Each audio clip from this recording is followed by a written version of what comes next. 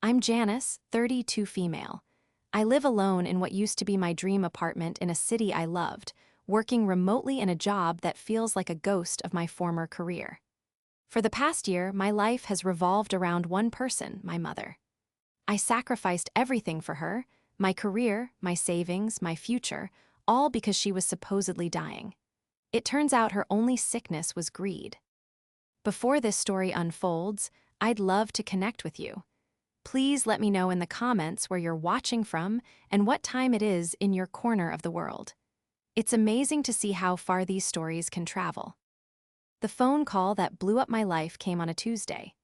I remember the light streaming into my office, the scent of fresh coffee, the satisfying weight of the blueprint I was reviewing.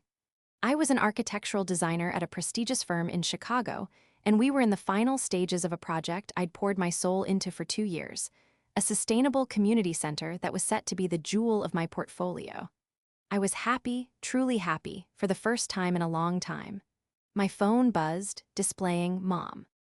I smiled and answered, expecting her usual weekly check-in. "Janice, honey," she began, her voice cracking with a weakness I'd never heard before. It was a performer's crackle, a carefully curated fragility that immediately sent a spike of anxiety through my chest. My mother, Brenda, had always been dramatic, but this was different. This was a 5-star performance. The doctor called, it's not good. My heart hammered against my ribs. "What's not good, Mom? What did they say?" I swiveled in my chair, turning away from the window as if the sunny day was suddenly an insult. "It's the pancreas, honey, stage 4. Each word was a perfectly polished stone of despair dropped into the placid pool of my life. She paused, letting the silence stretch, letting the implication of those words sink deep into my bones. Stage 4 pancreatic cancer. It was a death sentence. The world tilted on its axis. The blueprints blurred into meaningless lines, my breath caught in my throat. I couldn't form words, only a strangled sound of disbelief. My mother had been a real estate agent her whole life, a master of persuasion who could sell a dilapidated shack as a rustic charmer. But this wasn't a sale, this was my mother's life. "I need you, Janice," she whispered, her voice a fragile thread. "I can't do this alone. Your brother is useless with his own family, and you've always been my rock." The guilt was instantaneous and suffocating. I was 300 miles away, living my dream while my mother was facing her nightmare. My brother, Mark, lived just 2 towns over from her with his wife and 3 kids. He was busy, yes, but useless. It was a classic Brenda move, isolating me, making me feel like the only one who could possibly save her. And like a fool, I fell for it. That night, I didn't sleep. I paced my beautiful apartment, the one with the floor-to-ceiling windows overlooking the city, and all I could see was my mother, frail and alone in our childhood home. The next morning, I walked into my boss's office, my letter of resignation in hand. He was shocked. He tried to talk me out of it, offering extended leave, remote work options, anything to keep me. "Janice, this community center is your baby," he pleaded. "You're on the partner track. Don't throw this away." But Brenda's voice was louder than his. "I have to do this," I told him, my own voice hollow. "It's my mom." Within 2 weeks, I had packed up my life. I put my furniture in storage, sublet my apartment to a friend of a friend, and drove back to the sleepy suburban town I had fought so hard to escape. The homecoming was jarring. The house was exactly as I'd left it, a time capsule of chintz furniture and my mother's overwhelming floral perfume. Brenda greeted me at the door, leaning heavily on a cane I'd never seen before. She looked paler, thinner. She had clearly been dieting, committing to the role with a method actor's dedication. She hugged me tightly, her body feeling frail against mine, and sobbed onto my shoulder. "My angel," she cried, "my wonderful, selfless daughter." I hugged her back, my heart aching. I was doing the right thing. This was what a good daughter did. The first few weeks were a blur of doctor's appointments and treatment consultations. I drove her to a clinic an hour away, a place she insisted was the best. I'd wait in the drab waiting room, scrolling through articles about pancreatic cancer survival rates, which were terrifyingly low, while she was inside for hours. When she came out, she'd be drained, leaning on me heavily and whispering about the awful experimental treatments. The bills started arriving almost immediately. Because the treatments were experimental, insurance covered very little. The clinic, she explained, required upfront payment. The first invoice was for $25,000. I didn't even blink. I transfer the money from my savings, the nest egg I had been carefully building for a down payment on my own home. My best friend, Sarah, a nurse with a finely tuned nonsense detector, was skeptical from the start. "It just seems odd, Jan," she said over a FaceTime call. "Stage 4, and they're doing these aggressive experimental treatments? Usually, it's about palliative care, making her comfortable. And why won't she let you come into the appointments with her?" "She says she wants to protect me from the details," I explained, defending Brenda's bizarre secrecy. "She doesn't want me to see her so vulnerable." "Vulnerable or caught in a lie," Sarah muttered, just loud enough for me to hear. "That's a horrible thing to say," I snapped. "She's sick, Sarah, she's my mother." The conversation ended on a sour note. I felt a chasm opening between my old life and this new one. In my old life, Sarah and I were inseparable. In this new life, she was a voice of doubt I couldn't afford to listen to. It was easier to push her away than to confront the terrifying possibility that she might be right. Months went by. My savings dwindled at an alarming rate. Another $30,000 for a specialized round of chemo infusion. Another $15,000 for holistic support therapies. Brenda's health seemed to follow a predictable, dramatic pattern. She'd have a few good days where she'd be almost her old self, directing me on how to properly clean the house or rearrange the furniture. Then she would crash, spending days in bed, moaning softly and asking for expensive organic juices and imported supplements that cost a fortune. I became her full-time caregiver. I cooked, I cleaned, I managed her finances, I catered to her every whim. My world, once filled with ambitious designs and vibrant city life, had shrunk to the four walls of her house. My only contact with the outside world was through carefully managed phone calls and the occasional grocery run, where neighbors would pat my arm and tell me what a wonderful daughter I was. I was living in a gilded cage of guilt, and I didn't even realize the door was wide open. I was so focused on being the perfect, devoted daughter that I failed to see I wasn't her caregiver. I was simply her audience. Life settled into a grim, monotonous rhythm. Mornings were for preparing my mother's special nutrient-rich smoothies. Afternoons were for her naps, which were sacrosanct and not to be disturbed. And evenings were for watching old movies she loved, her head resting on my lap. She seemed to relish the role of the tragic patient, and I, in turn, perfected my role as the dutiful nurse. I measured her medications, which were mostly vitamins and supplements. I read to her, and I listened endlessly to her stories about her life. Stories that always seemed to circle back to the sacrifices she'd made for me and my brother. The financial strain was becoming unbearable. I had burned through nearly $100,000 of my savings.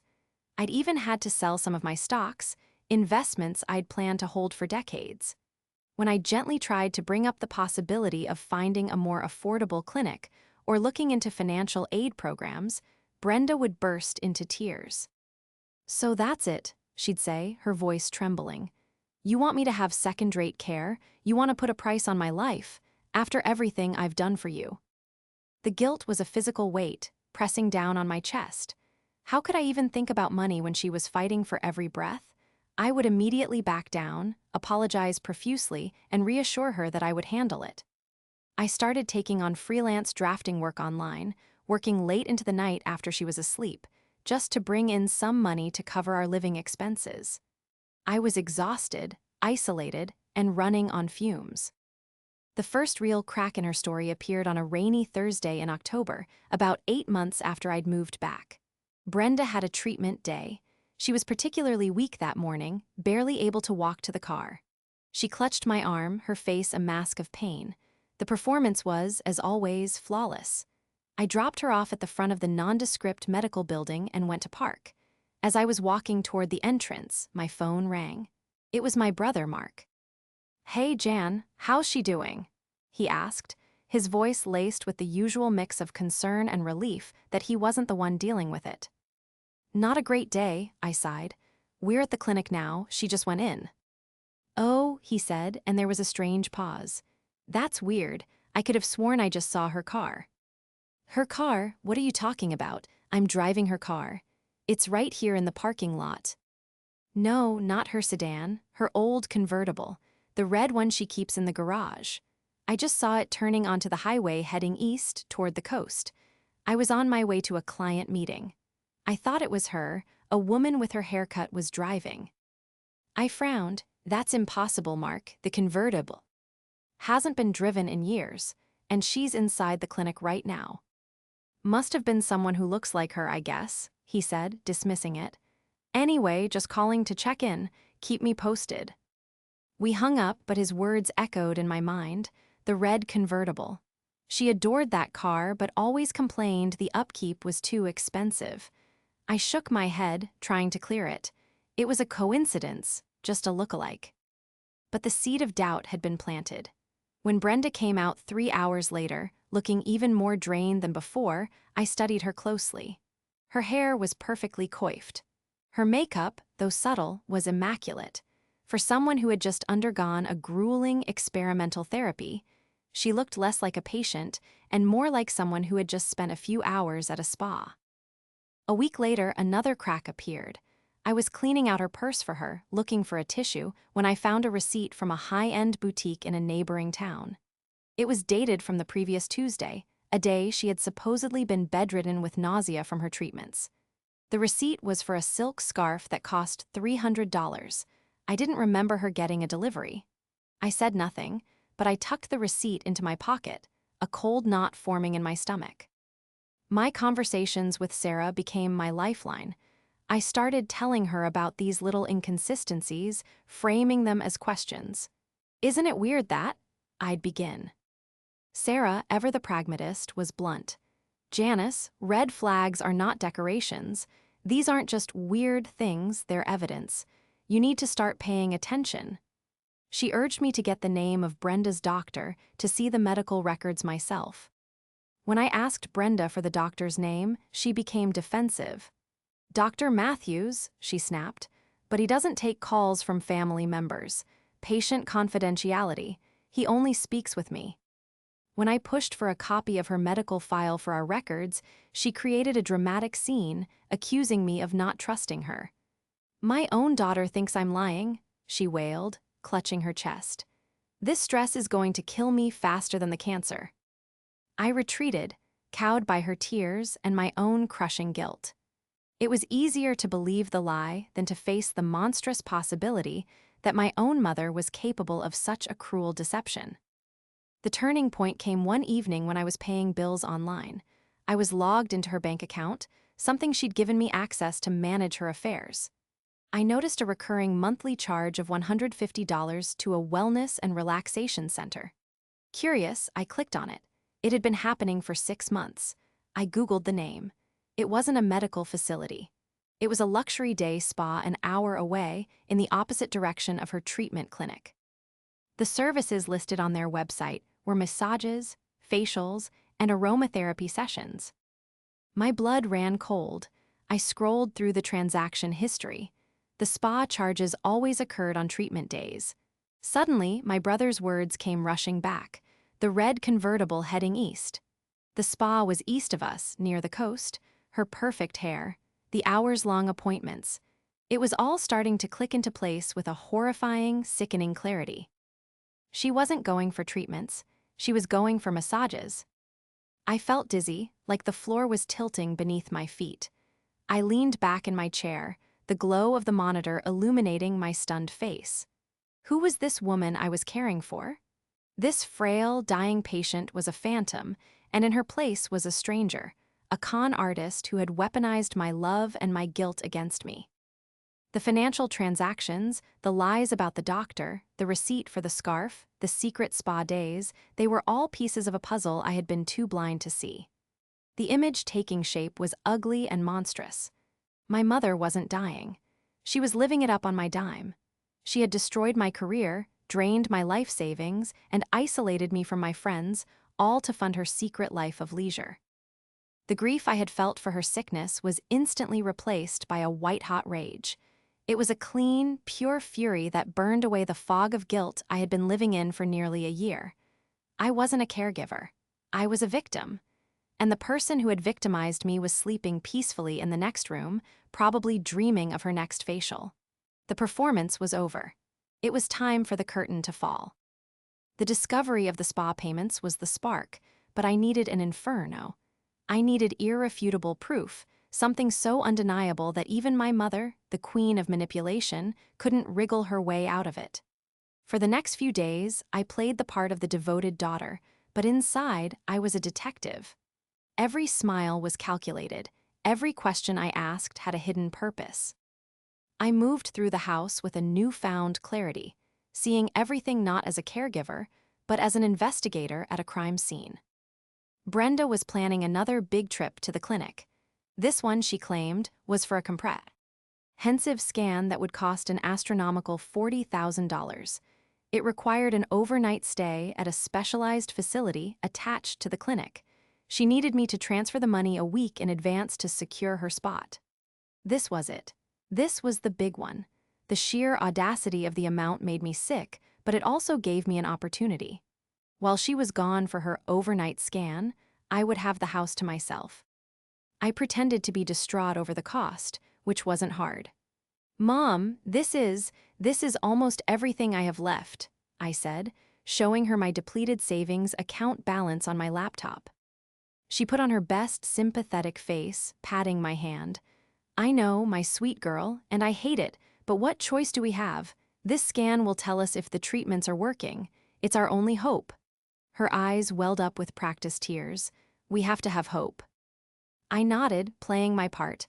"Of course, Mom, you're right, I'll make the transfer." I made a fake transfer confirmation screen and showed it to her. She beamed, her relief palpable. The monster was pleased with her meal ticket. The day of her trip arrived. She packed a small overnight bag filled with her softest pajamas and a new novel. She looked less like a patient heading for a terrifying medical procedure and more like someone checking into a boutique hotel. She hugged me at the door, her cheek cool against mine. "I'll call you as soon as it's over, sweetie.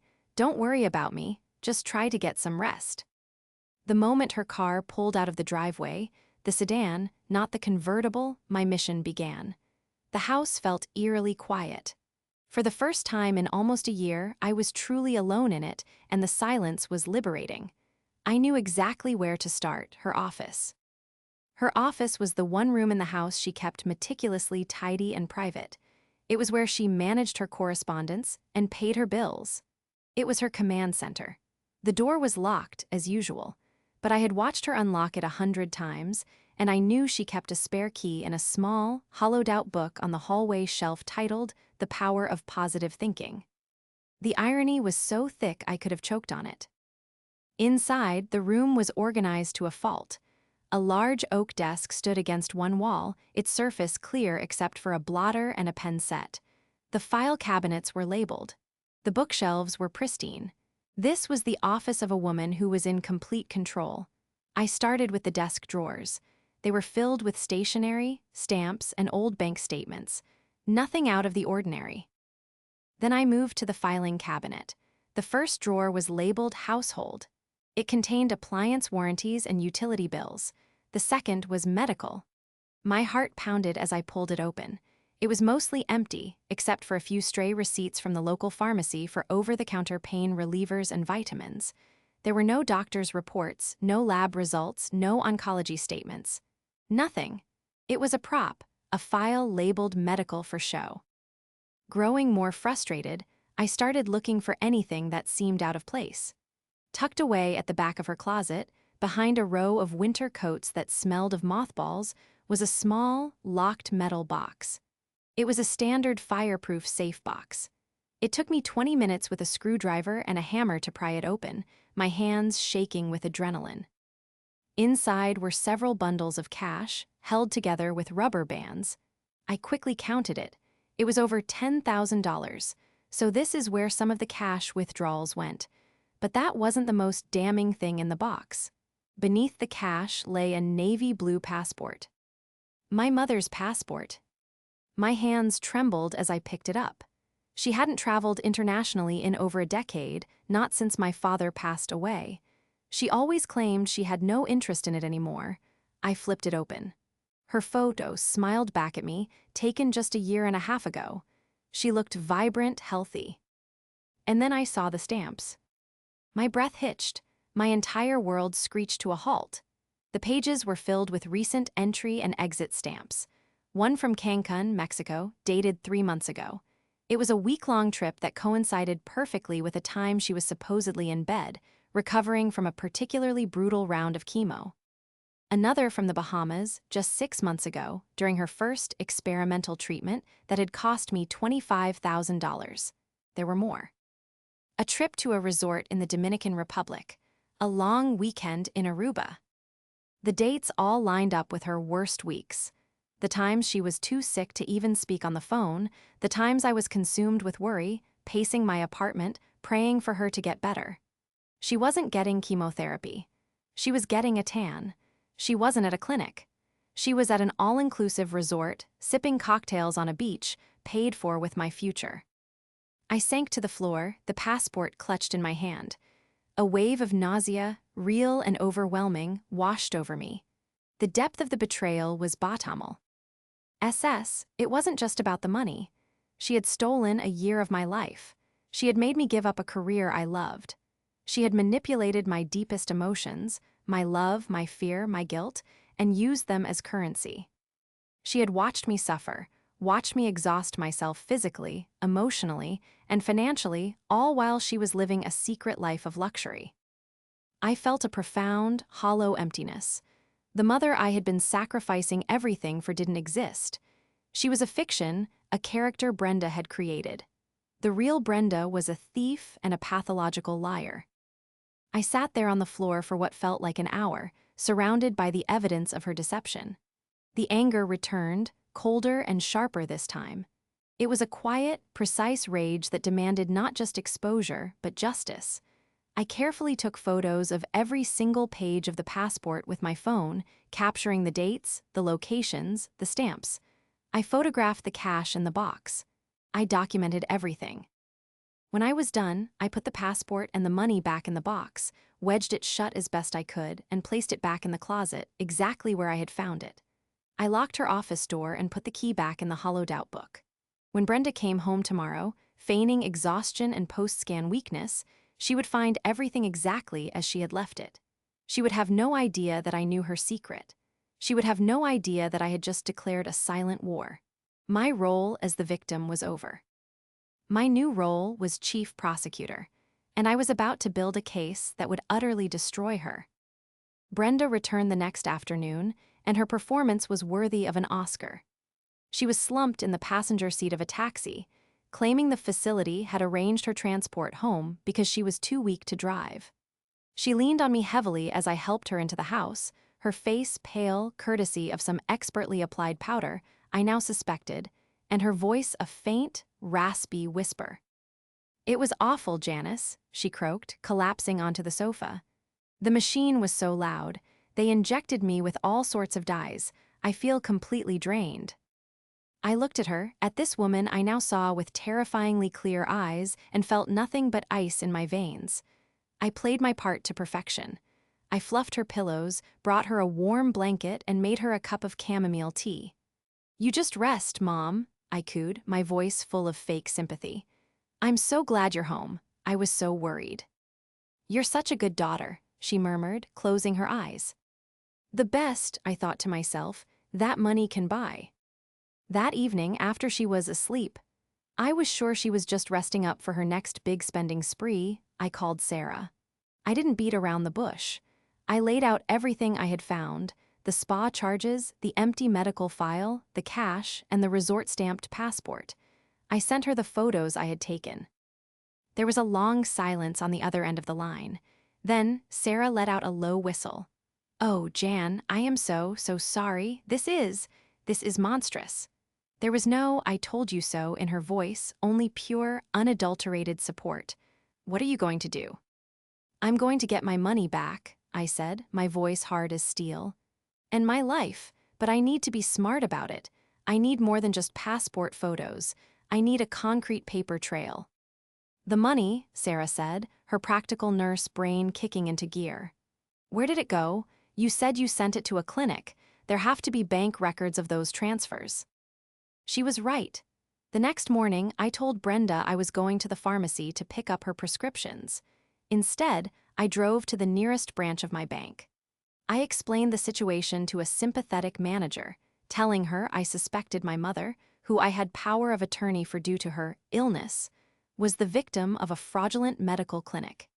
It was a lie, but it was a necessary one to get the information I needed without raising red flags. With the manager's help, I pulled the records for all the large transfers I had made from my account. I had always sent them to an account number Brenda had given me, an account under the name Integrated Oncology Partners. But when the bank manager traced the destination of the funds, the truth was even more sordid than I imagined. Integrated Oncology Partners wasn't a clinic. It was a shell corporation, an LLC. And the bank records showed that within days of my transfers landing in that account, the money was then moved again, in smaller, harder-to-track increments, to a personal savings account. The manager was able to pull up the name on that final account. The name was Brenda M. Wallace, my mother. She hadn't even bothered to use a partner in crime. She had set up a fake company, opened a business account, and simply funneled my money directly to herself. The audacity was breathtaking. I had the bank print out every single transaction record, showing the clear, undeniable path the money had taken from my savings account to hers. My next step was to find out where the money went from there. With the power of attorney documents I had, I was able to gain access to her personal bank statements. I told the bank it was to manage her expenses while she was ill. The statements told a story of lavish spending. There were charges for flights to the Caribbean, payments to 5-star, all-inclusive resorts, high-end restaurants, designer clothing boutiques. It was a ledger of her betrayal, itemized in excruciating detail. While I was out, I also hired a private investigator. I found a reputable one online and met him in a discreet coffee shop. I told him the whole story. He was a stoic man in his 50s named Frank, and he listened without judgment, his expression unchanging. When I was finished, he simply nodded. "This is more common than you'd think," he said grimly. "Financial exploitation by a family member. What do you need from me?" "I need proof of life," I said. "I know she's been on these trips. I have the passport stamps and the credit card bills. But I want photos. I want to see her, happy and healthy, on the vacations she took with my money while she was supposed to be dying." Frank assured me that was possible. Many of these resorts have active social media pages, and professional photographers often roam the grounds. For a fee, he could access archives and databases, searching for photos of her from the dates she was there. It would be expensive, but I was past caring about the cost. This was an investment in my own justice. A week later, Frank delivered. He emailed me a zip file. My hands were shaking as I opened it. There she was. My mother, Brenda. In one photo, she was laughing on a beach in Aruba, a colorful drink in her hand, looking radiant in a sundress. In another, she was posing with a group of other tourists on a catamaran in Mexico, a wide, carefree grin on her face. There were photos of her by a resort pool, shopping in a local market, dining at a fancy restaurant. In every single picture, she was the image of perfect health and happiness. There was no cane, no frail weakness, no hint of the dying woman she pretended to be at home. This was the real Brenda, a vibrant, energetic woman living her best life on the ruins of mine. I saved every photo. I printed them out in high resolution. I put them in a folder along with the bank statements showing my money going into her account and the statements from her account showing her lavish spending. I had a mountain of evidence. The final piece of the puzzle was the clinic itself. I drove the hour out to the address I had dropped her at so many times. It was in a small, unassuming office park. The sign on the door read, Suite 204, Integrated Oncology Partners. I went inside. The building directory listed Suite 204 as executive office rentals. I took the elevator up. Suite 204 was a shared office space, the kind you can rent by the hour or by the day. It was a ghost office, a mail drop, a place to create the illusion of a legitimate business. Brenda had likely just rented a room for a few hours on her treatment days before heading off to the spa or the mall. The deception was total. It was airtight, and I had the proof for every single lie. Now, all that was left was to decide how and when to present it. A simple confrontation wasn't enough. After what she had done, she didn't deserve a quiet, private reckoning. She deserved a public humiliation. She deserved to have her entire world crumble around her, just as mine had, and I knew exactly how I was going to do it. With my fortress of evidence built, the next 2 weeks were a masterclass in deception. I had to outperform the performer. My plan required perfect execution and for Brenda to believe, without a shadow of a doubt, that I was still her devoted, gullible daughter. It was the hardest thing I've ever had to do. I had to look at the woman who had systematically destroyed my life and feign love and concern. Every time I brought her a meal or fluffed her pillow, a part of me wanted to scream. But I held it in, channeling that rage into meticulous planning. My plan centered around a surprise party. Brenda's 62nd birthday was in 3 weeks. For months, she had been moaning about how it would probably be her last birthday, dropping heavy-handed hints about wanting to see all her friends and family one last time. It was the perfect stage for the final act of my own performance. I started by calling my brother Mark. I told him my idea. "I want to throw a huge surprise party for Mom's birthday," I said, my voice full of forced enthusiasm. "Like you said, she wants to see everyone. Let's make it a celebration of her life." Mark, ever eager to contribute from a safe distance, loved the idea. "That's brilliant, Jan. You're an amazing daughter. I'll handle the catering and the invitations. You just focus on keeping it a secret from Mom." "Oh, don't worry," I said. "It will be the surprise of her life." Next, I needed a lawyer. The evidence I had was for more than just a family argument. It was grounds for a civil lawsuit. I found Ms. Evelyn Reed through a referral. She was a sharp, no-nonsense civil litigation attorney in her late 40s. I sat in her polished office and laid out the entire story, spreading the bank statements, the passport photos, and the pictures from the private investigator across her large mahogany desk. She listened intently, her expression hardening as the story unfolded. When I finished, she picked up one of the resort photos, the one of Brenda laughing on the catamaran. "In my 20 years of practice," she said slowly, "this is one of the most brazen cases of familial fraud I have ever seen. The meticulous nature of the deception is remarkable." "I want to sue her," I said, my voice steady. "I want every single cent back. The money from my savings, the money I lost from quitting my job, damages for emotional distress. Everything." Ms. Reed nodded. "We have an incredibly strong case. The documentation is pristine. We will file the suit, but I suggest we don't serve her the papers just yet. You have a plan, don't you?" I smiled, a cold, thin smile. "I do. The lawsuit is step 2. Step 1 is ensuring she has no social or familial support left to fall back on when it hits." I told her about the surprise party. Her eyebrows shot up. "Public? I like it. Humiliation can be a powerful tool. It will make her much more likely to settle quickly and quietly once we file." She agreed to draw up the lawsuit and have it ready to file the Monday morning after the party. The final piece of my plan was the most theatrical. I told Brenda that for her birthday, I had a very special gift for her. I told her I had hired a videographer to create a tribute video. Her eyes lit up. "A tribute for me?" "Yes, Mom," I said, my voice thick with fake emotion. "I've been asking friends and family to record messages about what you mean to them, and I've been scanning old family photos. We'll play it at a small, intimate family dinner on your birthday." She clasped her hands together, a picture of maternal pride. "Oh, Janice, that's the most beautiful gift anyone could ever give me." What she didn't know was that I was indeed making a video. But it wasn't a tribute. It was an exposé. I spent hours in my room at night, using video editing software I taught myself to use. I wove together a chilling narrative. It started with sentimental photos of her and me when I was a child, set to soft, emotional music. It included clips of the video messages I'd solicited from relatives, all of them talking about Brenda's bravery and strength during her illness. Then, about 3 minutes in, the music would screech to a halt.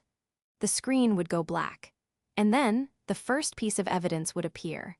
A high-resolution scan of my savings account, showing a balance of over $150,000 from a year ago. Then, a graphic showing the first $25,000 transfer to Integrated Oncology Partners. The rest of the video was a relentless, minute-by-minute presentation of her crimes. I interspersed the happy, vibrant resort photos with the corresponding bank transfers from my account. A picture of her sipping a margarita on a Mexican beach would be followed by a shot of the $30,000 chemotherapy payment that funded it. A clip of her dancing at a resort party in the Bahamas would be paired with the statement showing the experimental treatment charge. I included photos of the empty medical file, the fake clinic address, and scans of the damning passport pages. The final image was a side-by-side. On one side, a selfie I had taken late one night, my face pale and exhausted from stress and overwork.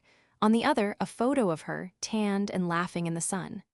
The last words on the screen were simple: "I want my money back. I want my life back." The week before the party, I felt a strange sense of calm. I had my evidence, my lawyer, and my plan.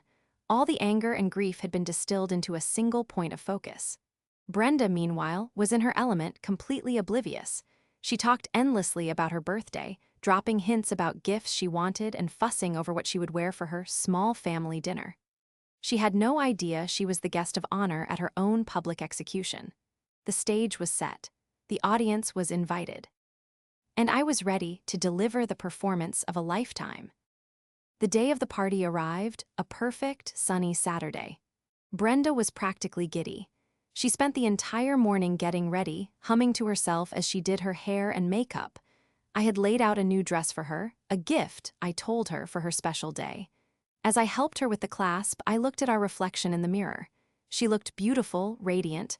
I looked calm, my expression unreadable. My brother, Mark, had outdone himself.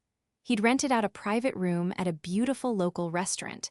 It was elegant, with soft lighting and tables draped in white linen. About 50 guests were there, family, old friends, neighbors. They all knew the story of Brenda's illness and my sacrifice. As I led Brenda to the door of the room, they were all waiting. "Surprise!" they shouted in unison as we entered. Brenda's reaction was a masterpiece of feigned shock and delight. Her hand flew to her chest, her eyes filled with tears, real ones this time, I think. She looked around the room, beaming at all the familiar faces. "Oh, you all," she exclaimed. "I can't believe this."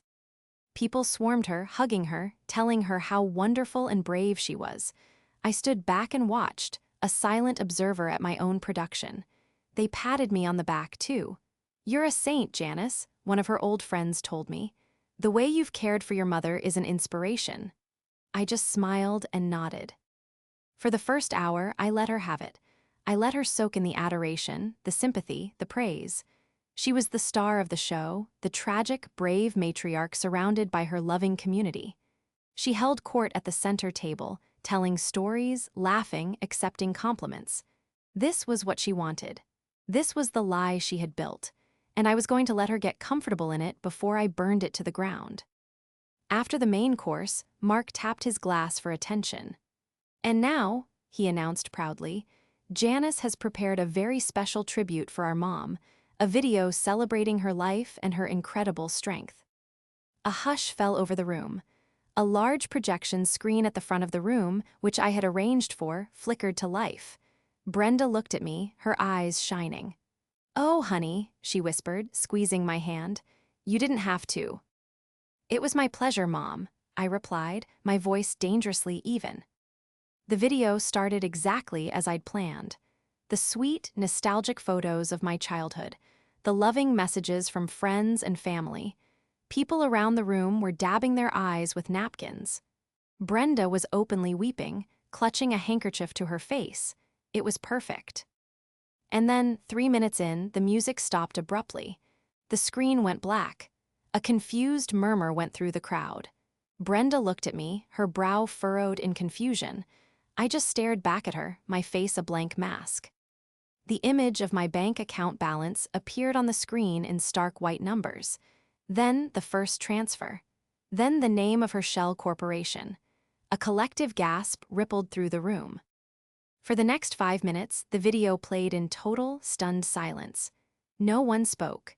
No one moved. The only sound was the quiet, methodical presentation of my mother's crimes. A photo of her on a beach in Aruba, followed by the bank statement showing the tens of thousands of dollars that paid for it. Her laughing with new friends at a resort bar, followed by the passport stamp from that week. With each new piece of evidence, I could feel the atmosphere in the room shift. The sympathy and adoration curdled into shock, then confusion, then disgust. I watched Brenda's face. The color drained from it. Her smile froze, then collapsed. Her eyes, wide with horror, darted from the screen to the faces of her friends, and then to me. Her mouth opened and closed silently, like a fish gasping for air. The video continued its relentless assault. The photo of the fake clinic, the proof of the shell company, the piles of cash from her safety deposit box. When the final side-by-side image appeared, my exhausted face next to her tanned, carefree one, the silence in the room was absolute.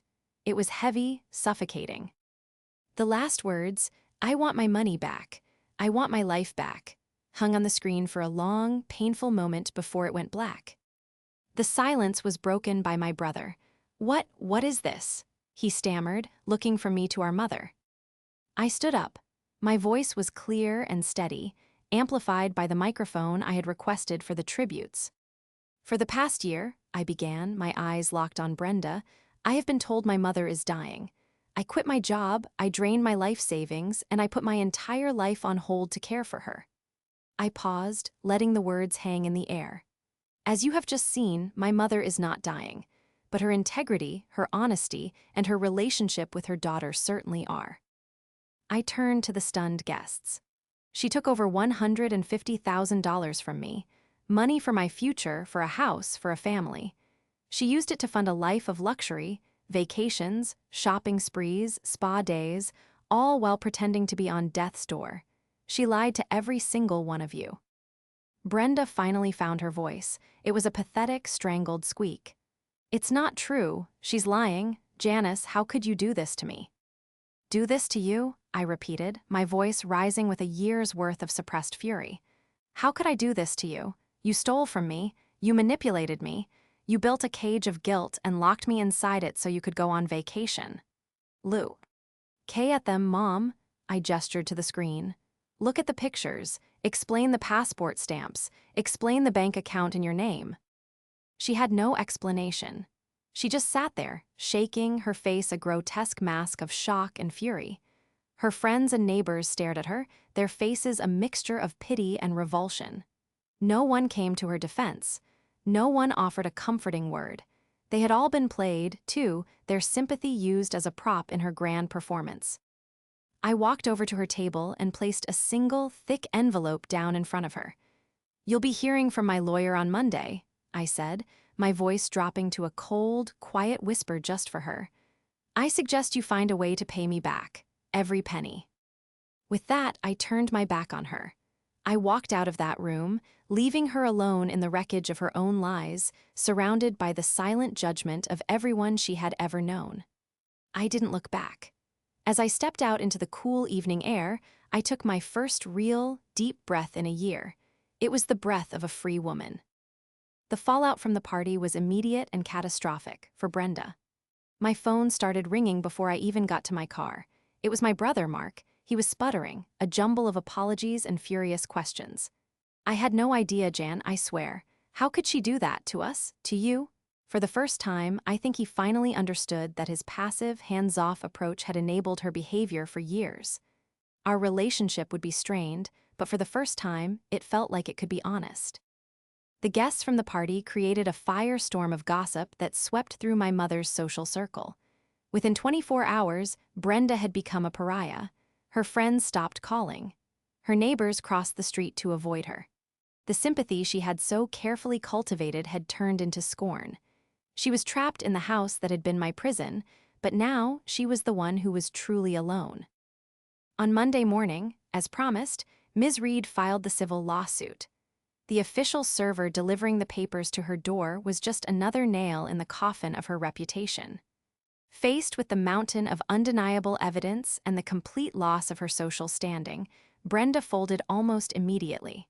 Her lawyer, a local guy who looked completely out of his depth, called Ms. Reed within a week. She wanted to settle. She didn't want this to go to court and become a public record. Ms. Reed was ruthless in the negotiations. We didn't just ask for the $150,000 I had given her.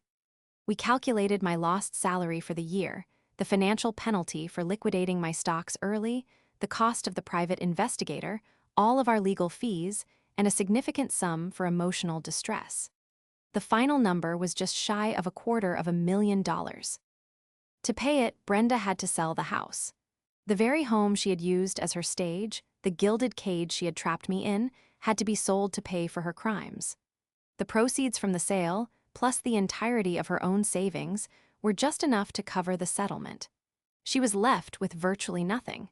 I heard from Mark that she had moved into a small, bleak rental apartment on the other side of the state, far away from anyone who knew her. The money appeared in my bank account in a single wire transfer. Looking at the number on the screen didn't bring me the joy I thought it would. It didn't feel like a victory, just a reimbursement. The money was a tool. It would help me rebuild, but it couldn't erase the scars. The first thing I did was call my old boss in Chicago. I apologized for leaving so abruptly, and without going into all the sordid details, explained that I had been dealing with a severe and unexpected family crisis that had now been resolved. He was incredibly understanding. "The partner track is still waiting for you, Janice," he said. "The community center won every award we submitted it for, and your name is all over it. When can you start?" Moving back to Chicago felt like coming home. I found a new apartment, even nicer than my old one, and filled it with new furniture that held no memories of the past year. I reconnected with Sarah and my other friends, who welcomed me back with open arms and no judgment. The first time Sarah came over, she brought a bottle of expensive champagne. "To new foundations," she said, raising her glass, both literal and metaphorical. I poured myself back into my work. The passion I had for architecture came roaring back, stronger than before. Designing buildings felt like the perfect metaphor for what I was doing with my own life, creating something strong, beautiful, and lasting from a cleared-out lot. I worked hard, put in the hours, and 6 months later, I was made a junior partner at the firm. I haven't spoken to my mother since that night at the restaurant. She has tried to reach out a few times, a letter full of self-pitying excuses, a voicemail where she cried about how lonely she was.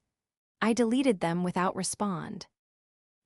Forgiveness is a concept I'm not ready for, and honestly may never be. Trust, once shattered so completely, cannot be glued back together. You can't rebuild a skyscraper on a foundation of rubble. You have to clear the site and start over. That's what I'm doing now, starting over. There are days when the anger and the sense of betrayal creep back in, a phantom pain from a wound that will probably always be there. But now, I know how to handle it. I go for a run along the lake, I lose myself in a new design, I call a friend. I choose my new life over the memory of the old one. She didn't just steal my money, she stole my belief in unconditional love. She taught me that the people who are supposed to protect you can be the ones who hurt you the most. It's a harsh lesson, but it's one I've learned. My foundation is no longer built on guilt or familial obligation. It's built on my own strength, my own resilience, and my own worth. And from here, I can build anything.